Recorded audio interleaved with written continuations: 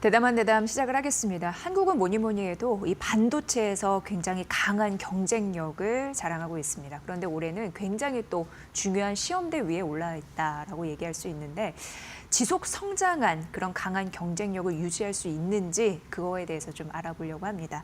이 업계에서 잘 알려진 분인데요. 오늘은 권영화 서울기독대학교 AI 융합대학 교수님을 모셨습니다. 인사 나눠보도록 하겠습니다. 교수님 어서 오세요. 예, 안녕하십니까. 네, 굉장히 작년에도 바빴고 올해도 바쁠 예정이세요. AI 관련해서 궁금증도 참 사람들이 많아서 오늘 특별히 이렇게 모셨습니다. 일단 올해 교수님 유명 테마는 단연 AI다 이렇게 얘기할 수 있을 것 같고요. 올해 반도체 시장에서 당연히 AI 수요가 폭발적이겠네라고 많이들 생각하세요. 좀 현장에서 느낀 점을 좀 말씀해 주세요. 그렇습니다. 앞으로 대세는 AI 이쪽이 될 것 같고요. 실제로 보면은 뭐 많이 쓴다고는 하지만 아직 안 쓰는 사람들이 많거든요. 마찬가지로 기업에서도 보시면은 뭐 중소기업 특히 이런 데는 뭐 90% 이상이 아직 쓰지는 않고 있어요. 하기 때문에 앞으로 갈 길이 멀죠. 특히나 보시면은 지금까지 AI 그러면 이제 주로 이제 챗봇 이쪽이 좀 메인이었는데요. 또 앞으로 가야 될 길이 뭡니다. 예를 들면 뭐 올해부터 이제 AI 에이전트 시장이 이제 본격적으로 열리죠. 그래서 이제 보시면은 많은 인간의 업무를 AI가 대체하는 그러한 시대가 열리고요. 또 마찬가지로 보시면은 또 최근에 로봇 관련해서도 많이 또 대두가 되고 있지 않습니까? 이 로봇에도 보시면은 AI가 이제 탑재가 되거든요.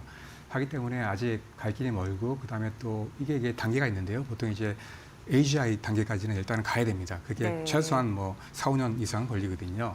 하기 때문에 이제 초입이고 앞으로 갈 길이 멀고 발전도 더 많이 할 거다 이렇게 이제 보고 있습니다.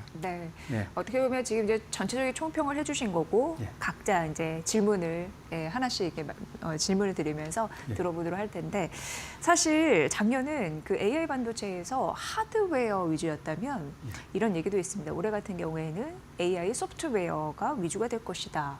그 의견에 대해서는 동의를 하시는지 모릅니다. 일단은 저는 같이 간다 봅니다. 기본적으로 하드웨어랑 그다음에 소프트웨어가 같이 필요한 거거든요. 그래서 보시면은 AI 반도체가 아직 개발이 끝난 게 아닙니다. 지금 최근에 보시면은 뭐 GPU가 많이 쇼티지가 나오고 있는데요.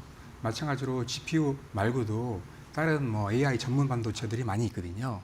예를 들면 뭐 최근에 이제 많이 대두되고 있는 NPU라든지 추론 쪽에 NPU가 또 많이 쓰이고 있지 않습니까? 또 마찬가지로 또 최근에 뭐 보시면은 에이직 반도체도 많은 빅테크 기업이나 또 반도체 기업들이 개발하고 있거든요. 그 다음에 또 뭐 앞으로는 이제 뭐 뉴로모픽 반도체라든지 이런 반도체도 개발이 돼야 되거든요. 하기 때문에 이 반도체도 같이 소프트웨어랑 같이 성장한다 이렇게 보고 있고 또 말씀드린 대로 소프트웨어도 마찬가지로 이제 성장을 많이 합니다. 말씀드린 대로 AI 에이전트 시대이기 때문에 앞으로 이쪽으로 많이 성장할 거고요. 또 마찬가지로 AGI 가기 위해서는 여러 가지 이제 소프트웨어 관련된 그러한 종목들도 많이 성장을 할 것 같습니다. 교수님께서 AGI 시대가 앞으로 열릴 거다라고 말씀했는데 좀 쉽게 얘기하면 어떻게 보면 이제 사람처럼 폭넓은 지식도 가지고 문제를 이제 해결할 수 있는 능력을 가진 AI 시대가 될 거다 이렇게 좀 이해를 하시면 될 것 같고요. 지금 보면은 그 작년에도 그렇고 이제 벌써 작년이네요. 미국 시장에 투자한 분들은 참 수익을 많이 거뒀다라는 측면에서 국장하고는 약간 좀 차별화된 흐름들을 보였는데 어쨌든 최근의 흐름을 보면은 미국 S&P 500이 앞으로 올해 한 10% 정도 뛸 것이다라는 긍정론자들이 있잖아요. 그렇게 생각하는. 근데 그 이유가 AI를 얘기를 하고 있습니다. AI 시대를 발판으로 해서 아무래도 뭐 기술과 경제 발전이 시장을 이끌 것이다. 그럴 가능성이 좀 높아 보여요. 높다고 봅니다. 보시면은 과거에 보시면은 그 전 세계 넘버 탑 5 기업들이 다 빅테크 기업들이 아니었어요. 근데 최근에 보시면 이제 빅테크 기업들이 엔비디아를 포함한 빅테크 기업들이 다 차지하고 있거든요. 그 다음에 또 시가총액도 계속 높아지고 있습니다. 물론 이제 중간에 떨어지기도 하겠지만은 기본적인 어떤 흐름은 계속 성장한다 이렇게 보고 있거든요. 특히나 이제 많은 사람들이 또 AI를 쓰기 시작하면 또 AI에 대한 어떤 수요가 더 늘어날 수밖에 없거든요. 근데 많은 사람들이 아직 안 쓰고 있다는 거죠. 하기 때문에 많은 또 기업들에서도 많이 쓸 거기 때문에 그렇게 된다 그러면은 당연히 이제 AI 관련돼서 더 많이 성장을 할 거고요. 그래서 개인적으로도 기대를 하고 있고 이런 빅테크 기업들, 탑5 기업들이 시장을 주도해 나가지 않을까 이렇게 이제 개인적으로 좀 보고 있습니다. 그거는 예. 어떻게 생각하세요, 교수님? 예. AI가 개발하려면 엄청난 전력을 써야 되잖아요. 예, 예. 그래서 올해도 전력난에 시달릴 것이다라고 하는데 예, 예. 갑자기 궁금해지는 예, 게 맞습니다. 예. 최근에 보시면은 수요가 예. 워낙 많이 늘고 있기 때문에 네. 데이터 센터를 또 많이 짓고 있지 않습니까? 예. 그러면은 또 전력 수요가 많이 필요하거든요. 이런 식으로 많이 필요하긴 하지만 이게 계속 이제 늘어날 수 있는 건 아니거든요. 하기 때문에 반도체 쪽에서도 많은 노력을 기울이고 있는데요. 예. 지금 이제 GPU가 많이 쓰이고 있는데 GPU는 보시면은 그 데이터 센터 쪽에 보시면은 그 학습과 이제 추론이 있어요. 이쪽에 다 이제 GPU를 쓰고 있거든요. 아직까지는. 아, GPU를. 예. 근데 이제 GPU가 원래는 AI에 특화된 반도체가 아니에요. 원래 그래픽 처리 장치 이쪽에 이제 특화된 반도체인데 이게 AI 반도체로 쓰이고 있는 거거든요. 예, 예, 하다 보니까 이게 그나마 이제 학습 쪽에서는 어느 정도 맞는데 추론 쪽에서는 맞지가 않아요. 왜냐하면 이제 기본적으로 이제 전력 소모가 너무 크다는 거죠. 아, 예, 그다음에 또 보시면은 가격이 너무 높아요. 보면은 상당히 비싸거든요. 하기 때문에 지금 뭐 NPU라든지 ASIC 반도체가 개발되고 있는 거거든요. 하기 때문에 전력 소모가 상당히 중요한 이슈이기 때문에 또 이쪽으로 갈 수밖에 없다고 봅니다. 앞으로. 예. 하기 때문에 이런 식으로 반도체 업계에서도 많은 노력을 기울일 거고요. 예. 그래서 뭐 또 나아간다면 이제 뉴로모피 반도체는 전력 소모가 더 적습니다. 예. 이런 식으로 인간의 두뇌 보시면 이제 20와트밖에 안 쓰거든요. 적은 이제 전력으로 파워로 돌릴 수 있다는 거죠. 이런 식으로 이제 반도체도 앞으로 간다는 얘기죠. 하기 때문에 제가 보기에는 앞으로 계속 이제 핫 이슈가 될 겁니다. 전력 소모 어떻게 줄일 수 있는가. 예. 그래서 많은 노력을 하고 있다 이렇게 이제 보고 있는 거죠. 네. 반도체 하면 뭐 GPU, NPU, ASIC까지 다 하는데 예. 굉장히 이게 어렵게 생각하시는 분들이 예. 많은데 그러니까 GPU 같은 경우에는 말씀해 주셨지만 쉽게 얘기하면 다재다능은 한데 예. 예, 이렇게 좀 평범하게 잘하는 거, 그러니까 특정 분야는 잘 못하는 선수라고 예. 생각하시면 예. 되고 NPU 같은 경우에는 AI에 좀 집중해가지고 예. 하는 스페셜리스트라고 보시면 예, 되고 맞습니다. 예. ASIC 같은 경우에는 그 한 가지 작업만 극도로 잘하는 예, 이 초전문가라고 맞습니다. 예. 생각하시면 이해가 좀 빠르지 않을까 예, 맞습니다. 이런 예. 생각을 하시면서 어쨌든 GPU는 AI 시대에는 안 맞으니까 예. NPU나 ASIC 같은 부분이 올해 더 키워드로 좀 떠오르지 않을까 이런 생각을 예, 맞습니다. 교수님 말씀 들으면서 생각을 하게 되는데 지금 한국 반도체의 경쟁력에 대해서 말씀드리고 있는데 올해 가장 큰 변수는 이제 보름도 안 남았습니다. 아, 예. 트럼프 행정부의 등장 예. 이게 아닐까 싶습니다. 그러면서 당연히 중국 관련된 업체들이 굉장히 긴장을 하고 있는 상황이거든요. 예, 그렇죠. 어떻게 예. 보십니까, 교수님 보시기에는? 일단은 불확실성이 커지고 있다 이렇게 이제 예. 보고 있는 겁니다. 기본적으로 보시면 이제 자국 우선주의거든요. 그다음에 이제 보호무역주의입니다. 그래서 이제 자체적으로 모든 반도체 생태계를 다 꾸리겠다 이런 거거든요. 그래서 아마 중국에 대한 제재는 훨씬 더 강화될 겁니다. 계속 강화할 거고요. 그렇게 되면 이제 한국도 영향이 있을 수밖에 없어요. 왜냐하면 보시면은 중국의 SK라든지 삼성전자 같은 경우에 반도체 공장이 있다는 얘기죠. 이것도 영향을 받을 수밖에 없어요. 보시면 뭐 최근에 보시면 뭐 밸리데이티드 엔드 유저 승인을 받긴 했지만 또 트럼프가 이것도 건드릴 가능성도 있거든요. 그렇게 되면 이제 한국 반도체 산업에 영향이 있을 수밖에 없고 그다음에 또 생산하는 것도 아무래도 무리가 갈 수 있는 거죠. 네. 이런 식으로 될 가능성도 있고 또 보시면은 우리나라가 또 중국에 많이 수출을 합니다. 반도체도 마찬가지로. 그렇게 이제 반도체 수출한 다음에 중국에서 세트를 만듭니다. 만든 다음에 또 미국에 수출하거든요. 근데 만약에 이제 고관세를 때린다 그러면은 이게 또 한국에도 영향을 미칠 수밖에 없거든요. 또 마찬가지로 저희가 이제 미국에 수출하는 그러한 품목들도 반도체도 많이 수출하지만은 이런 것도 이제 영향을 받을 수밖에 없다는 거죠. 왜냐하면 이제 관세를 많이 이제 부과하게 되면 아무래도 그런 영향에 취약할 수밖에 없는 그런 상황이 됩니다. 네.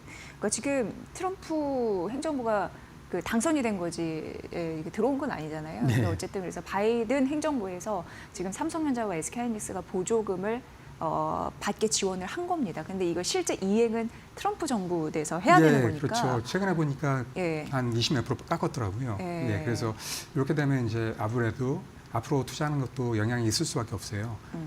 아무래도 이런 그 보조금이 중요한 역할을 했거든요. 예. 투자하는데 하다 보니까 보조금이 이제 만약에 깎인다 그러면은 적극적으로 투자하는 데는 좀 약간 머뭇거리게 될 수밖에 없는 그런 상황이 될 거라고 봅니다. 네. 그래서 지금 한국 반도체 업계가요. 트럼프 당선이 이제 보름 있으면 대통령이 되겠지만 그 선택을 굉장히 조마조마하게 본다. 이렇게 좀 정리해 볼 수 있을 것 같고요. 일단 트럼프 2기 정부는 관세 장벽을 굉장히 무기를 활용할 것으로 예상이 됩니다. 그러면서 제조 그리고 설계까지 다 메이드 인 USA에서 해 이렇게 강요를 하고 있는 상황이고요.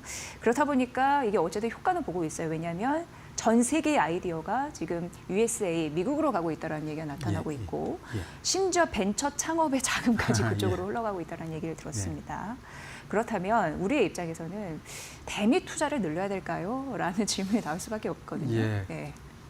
뭐 늘릴 필요도 있다고 봅니다. 특히나 보시면 최근에 삼성전자 같은 경우도 이제 파운드리 투자를 하고 있고 SK 하이닉스도 패키징 쪽으로 미국에 투자를 하고 있거든요. 제가 보기에 그게 어느 정도 도움이 되는 면이 분명히 있습니다. 왜 그러냐면 보시면은 미국에 고객들이 많이 있거든요. 보시면은 뭐 팹리스 고객 보시면 거의 70% 가까이가 다 미국에 있어요. 아, 팹리스. 그다음에 또 빅테크 기업들은 뭐 상당히 더 많이 있죠. 하기 때문에 이러한 고객 대상으로 영업을 하기 위해서는 아무래도 현재 같이 근거리에서 영업을 하는 게 아무래도 유리할 수밖에 없습니다. 하기 때문에 그런 면에서는 상당히 도움이 될 수 있는 거죠. 그리고 또 나중에 뭐 여러 가지 이제 문제가 생겼을 때도 서포트하는 면에서도 상당히 유리할 수 있고요. 하기 때문에 이런 게 도움이 될 수 있는 측면이 분명히 있습니다. 일단은 중요한 게 이제 고객을 확보해야 되는 거거든요. 고객이 없으면은 뭐 비즈니스가 안 되는 거니까요. 하기 때문에 근거리에서 고객을 지원한다는 측면에서는 상당히 좋은 그러한 방안이 된다고 봅니다. 그러니까 교수님의 의견은 대미 투자를 늘려야지 한국 산업이 조금 더 발전할 수 있다. 라고 생각을 하면 되는 걸까요? 어느 정도는 맞습니다. 그래서 그런지 몰라도 한국이 과연 트럼프에게 무엇을 줄 수 있는지 끊임없이 줄다리기를 할 것 같은 느낌이고 그 중에 하나 우리가 왜 연말부터 지금까지 계속 강조해드리는 그 조선과 반도체 이런 부분도 우리에게는 굉장히 강력한 카드가 될 수 있는 게 이게 미국에는 또 국가 안보와 직결되기 때문에 우리 이거를 좀 전략적으로 잘 사용해야겠다 이런 생각도 한편으로 하게 됩니다. 지금 이제 올해 삼성전자도 굉장히 중요한 분기점에 있는 상황입니다. 여러분 아시겠지만 세계 최고의 AI 업체가 엔비디아인데 여기 아직 납품을 못하고 있는 상황입니다. 올해 차별화된 경쟁력은 어쨌든 납품을 해야지 인정을 받을 텐데요. 맞습니다. 일단은 납품하는 게 중요하긴 한데요. 제가 보기에는 약간 늦은 감이 있습니다. 왜냐하면은 보시면은 HBM4가 얼마 안 남았거든요. 삼성 같은 경우도 이제 올해 하반기에 양산을 하게 됩니다. 그리고 또 보시면은 만약에 이제 올해 전반기에 한다 해도 기간이 되게 짧거든요. 하기 때문에 납품이 성공이 한다 해도 이게 이제 물량이 이렇게 클 수가 없습니다. 기본적으로. 하기 때문에 매출에는 그렇게 큰 기대는 되지 않을 것 같습니다. 단지 이제 상징적인 어떤 의미에서는 상당히 의미가 있는 거죠. 그래서 일단은 삼성도 그래서 HBM3보다는 HBM4 쪽에 많이 중점을 두고 있어요. 아무래도 HBM4가 마지막 기회가 될 수도 있다고 생각을 하고 있거든요. 하기 때문에 어떻게 해서든 삼성은 HBM4에서 엔비디아 납품이 확실히 정해져야만 앞으로 비즈니스가 성장할 수 있는 계기가 될 수 있거든요. 하기 때문에 이쪽에 상당히 포커스를 많이 하고 있고 거의 뭐 목숨을 걸다시피 지금 하고 있습니다. 하기 때문에 개인적으로 상당히 기대가 좀 되고 있는 상황입니다. 교수님께서는 HBM4가 6세대 제품인 거죠. 맞습니다. 그러니까 지금 HBM3E가 엔비디아에 납품을 못하고 있는데 그건 이미 늦었다라고 판단하는 거고 지금 삼성전자가 사활을 걸고 있는 6세대 제품의 HBM4 맞습니다. 요걸 좀 긍정적으로 바라보고 계신 것 같아요. 맞습니다. 그 이유가 있는데요. 보시면은 그 두 가지 중요한 팩터가 있는데 첫 번째가 삼성의 SK 하이닉스를 따라잡기 위해서 하고 있는 게 두 가지예요. 뭐냐면은 첫 번째가 일단은 그 하이브리드 본딩 방식을 쓰는 겁니다. 하이브리드 본딩 방식. 이게 뭐냐면은 그 HBM 보시면은 D램을 쌓지 않습니까? 이게 12단, 16단 이렇게 쌓거든요. 근데 돌기라는 게 있어요. 그 이어주는 그러한 돌기가 있는데 범프라고 얘기합니다. 그게 있기 때문에 칩을 쌓게 되면 이게 높아집니다. 수직으로 쌓으니까. 맞습니다. 그러면 이제 많이 쌓을 수가 없거든요. 근데 돌기를 빼버리면 더 많이 쌓을 수가 있어요. 훨씬 더 유리한 거죠. 그다음에 또 열의 어떤 방출 측면에서도 상당히 유리합니다. 그리고 또 마찬가지로 반도체는 PPA가 중요한데요. 뭐가 중요하나요? PPA, 퍼포먼스, 그다음에 파워, 에리아입니다. 요 세 가지 측면에서도 이게 훨씬 더 유리하거든요. 근데 이제 문제는 이게 상당히 고난이도 기술입니다. 하기 때문에 100% 확실하게 성공한다는 보장이 없어요. 그래서 다른 대안도 이제 준비를 하고 있습니다만 네. 만약에 성공이 된다면 엄청난 기회가 될 수 있는 거죠. 물론 SK 하이닉스도 지금 연구는 하고 있습니다만 이번에는 적용을 안 하거든요. 네. 삼성이 이제 적용을 하게 됩니다. 그래서 이게 기회가 될 수 있고요. 또 하나 봐야 되는 게 SK 하이닉스 같은 경우에는 1B 드램을 씁니다. 근데 이제 삼성 같은 경우에는 요번에 HBM4에서 1C 드램을 아마 쓸 가능성이 크거든요. 이게 이제 공정이 한 단계 더 앞선 공정이거든요. 네. 그러면 성능이 더 좋다는 얘기거든요. 그래서 이 두 가지로 이제 SK 하이닉스를 따라잡겠다 이런 거거든요. 네. 그래서 이게 만약에 잘 된다 그러면은 삼성에 엄청난 기회가 될 것 같습니다. 네.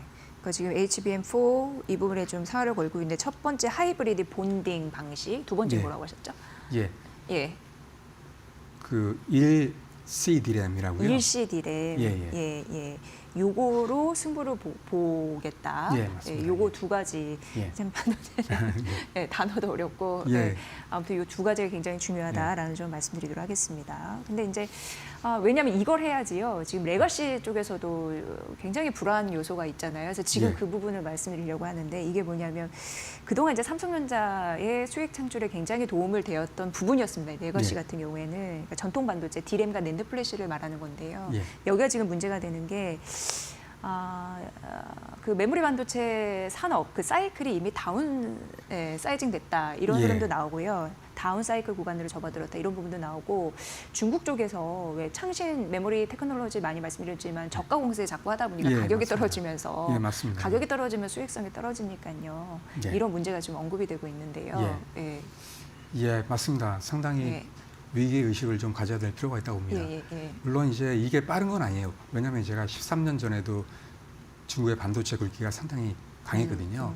그 당시에 제가 이제 많은 전문가분들 만났었거든요. 예. 그때 만났는데 그분들도 이제 5년 내에 따라잡겠다. 이렇게 중국에서요? 이제 생각을 했었어요. 예. 근데 이제 막상 되진 않았죠. 근데 드디어 이제 어느 정도 본격적으로 가시권에 들어온 거거든요. 굉장히 빠르게 진입한 예, 건가요? 뭐 근데 이뤄낸 건가요? 그렇죠. 그러니까 예. 최근에 이제 빨리 이제 이루어낸 거죠. 예. 예. 근데 이제 시작한 거는 상당히 오래됐으니까요. 근데 그 전에는 이제 훨씬 더 빨리 이제 할 거다 했는데 이제 의외로 또 걸리긴 한 겁니다, 시간이. 네. 근데 이제 최근에 이제 그러한 진보가 상당히 빨라졌다는 거죠. 예. 그래서 제가 보기에는 가격도 많이 떨어질 겁니다. 지금 뭐 반가 가격에 거의 뭐 이제 내놓고 있다 이런 얘기도 나오고 있거든요. 하기 때문에 상당히 경쟁이 치열하게 이제 진행이 될 것 같고요.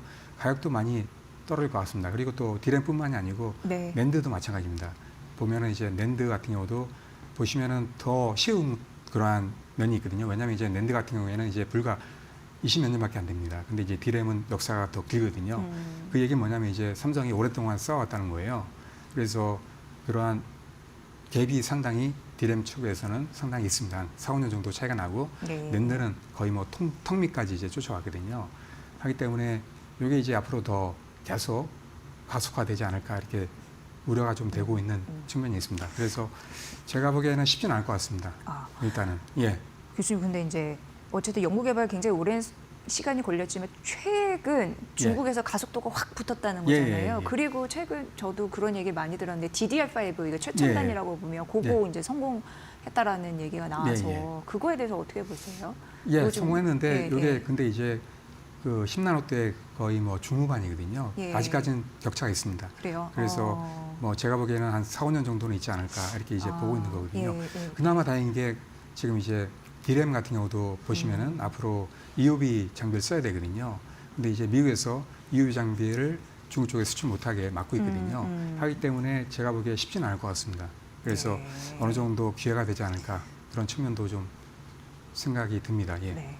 그러니까 따라오긴 따라오는데 아직까지는 예. 격차가 있으니까 우리가 빨리 좀 가야 될 필요성은 있고요. 예, 맞습니다. 예. 특히나 이제 첨단 쪽 이쪽으로 더 많이 포커스를 해야 되지 않나 이렇게 생각합니다. 그래서 이제 예, 기본적으로 예. 중국에서 제재를 받고 있는 사이에 그 사이에 이제 격차를 더 늘려놔야 됩니다. 미국에서 중국을 예, 예, 제재할 예. 때 우리가 예, 격차를 올해가 정말 중요하다 예, 이렇게 맞습니다. 예. 보여집니다. 그리고 그 국내 10대 증권사가요, 올해 유망주를 SK 하이닉스로 꼽았다고 합니다. 예, 예. 근데 이제 보면은 작년 3분기도 그랬고 이번 이제 4분기도 그렇고 이제 8일부터 삼성전자 잠정 실적 나오는데 또 비교가 되겠죠. 어쨌든 삼성전자의 DS 부분은 뭐냐면 이제 반도체 부분인데 이쪽에 영업이익을 또 추월할 가능성이 언급이 되고 있습니다. 이제 그럴 것 같습니다. 예, 예. 왜냐하면은 그 삼성 같은 경우에는 NBM 납품이 안 됐기 때문에 보시면은 HBM 같은 경우에 보시면은 고가입니다, 상당히. 그리고 또 고가라는 얘기는 뭐냐면 이제 마진도 상당히 많다는 얘기거든요. 근데 엔비디아 납품이 안 됐기 때문에 그러한 마진이 많을 수가 없어요. 기본적으로 삼성 같은 경우에는. SK 같은 경우에는 주로 이제 HBM 납품을 엔비디아에 했기 때문에 마진이 상당히 높을 수밖에 없거든요. 그런 면에서 차이가 분명히 났던 거죠. 아직까지 그래도 디램이나 이쪽은 삼성이 1위거든요. 그래서 제가 보기에서 그런 측면에서 이제 차이가 났었기 때문에 요번에 이제 삼성이 그러한 HBM 납품 이게 이제 된다 그러면은 삼성도 마진이 상당히 커질 가능성이 있는 거죠. 그래서 아무튼 올해가 상당히 중요합니다. 특히나 하반기가 상당히 기회가 될 것 같은데 이때 상당히 잘해야 됩니다. 네. 최고의 기술력을 붙인 제품 같은 경우에는 당연히 값을 비싸게 매기겠죠. 그런 예, 부분에서 맞습니다. SK하이닉스는 아무튼 이제 실적을 좀 챙길 것이다라는 생각이 들고 최근에 보면은 삼성전자가 그렇기 때문에 여러 가지 자구책을 준비를 하고 있는데 그 중에 하나가 휴머노이드 개발에 박차를 가야겠다라는 거였고 국내의 대표적인 로봇 기업인 레인 로보틱스를 또 인수하면서 지분을 더 사들이면서 어떻게 보면 일대 주주로 넘어섰습니다. 그리고 한종희 대표인가요? 어제 그 직속으로 미래 로봇 추진단도 신설을 했잖아요. 예. 굉장히 강력한 하나의 시그널로 보여지는데요. 예, 맞습니다. 예. 제가 보기에는 그 로봇이 아직까지는 돈이 많이 안 됐는데 최근에 이제 돈이 되기 시작했어요. 삼성이 보시면 비즈니스 할 때 보면은 시장이 잘할 땐 절대 안 들어갑니다. 어느 정도 이제 성숙한 다음에 돈이 될 때 그때 이제 들어가거든요. 이미 이제 그러한 시장에 와 있다는 거죠. 하기 때문에 이쪽에 많은 앞으로 이제 투자를 할 것 같습니다. 그래서 기본적으로 AI가 이제 발전하게 되면 가장 좋은 그러한 대상이 이제 로봇입니다. 그래야만 이제 AGI도 되기가 쉽거든요. AGI가 되기 위해서는 로봇이 필수다. 예, 맞습니다. 예. 그래서 제가 보기에는 그래서 이제 많은 빅테크 기업이나 또 반도체 기업들까지도 AI 관련해서 또 로봇도 같이 이제 하고 있는 거거든요. 예. 그래서 제가 보기에는 삼성도 이쪽으로 많이 신경을 쓸 것 같고요. 앞으로 투자도 많이 될 것 같습니다. 네. 마지막으로 한 질문 드리도록 하겠습니다. 넥스트 차이나로 인도가 부상하고 있습니다. 간단하게 좀 의견을 좀 부탁드리겠습니다. 예. 제가 보기에는 인도가 많이 뜰 것 같습니다. 최근에 보시면 많은 반도체 글로벌 기업들이 이제 투자를 많이 하고 있거든요. 예를 들면 뭐 AMD라든지 그다음에 마이크론이라든지 TSMC라든지 이런 기업들이 많이 투자하고 있어요. 그 이유가 있는데요. 기본적으로 보시면 이제 인건비가 상당히 쌉니다. 저렴하군요, 아직. 예, 맞습니다. 그다음에 또 보시면은 또 그 인도 같은 경우에는 이제 그 소프트웨어뿐만이 아니고 하드웨어 쪽도 상당히 강하거든요. 특히나 이제 반도체 쪽도 강합니다. 보시면은 인도 보시면은 전 세계 설계 인력의 20%가 인도인이다. 이런 얘기도 있거든요. 그리고 또 사람들이 상당히 젊습니다. 예. 그다음에 마찬가지로 또 보시면은 그 또 영어가 잘 통하는 국가거든요. 영어 잘하죠. 예. 제가 보기에는 상당히 기회가 될 것 같고 또 보시면 이제 인도 정부에서도 많은 지원합니다. 그래서 뭐 투자하게 되면 거의 50% 가까이 세제 혜택과 그러한 지원을 하거든요. 하기 때문에 많은 메리트가 있는 거죠. 그렇기 때문에 많은 또 글로벌 기업뿐만이 아니고 반도체 기업들도 인도에 앞으로 투자하지 않겠나 이렇게 이제 보고 있습니다. 네. 1990년대 중반부터요. 사실 어떻게 보면 한국 반도체는 세계 시장에서 두각을 나타냈습니다. 어떻게 보면 한국 반도체는 이 한국 경제에 있어서 굉장히 중요한 생명줄이다 이런 생각이 듭니다. 그 명성을 올 한해 정말 중요한 분기점이라고 하는데 이어나가길 바라겠습니다. 오늘 정말 좋은 인사이트 주셨고요. 권영화 서울기독대학교 AI 융합대학 교수의 분석으로 함께하셨습니다. 잘 들었습니다. 네, 감사합니다.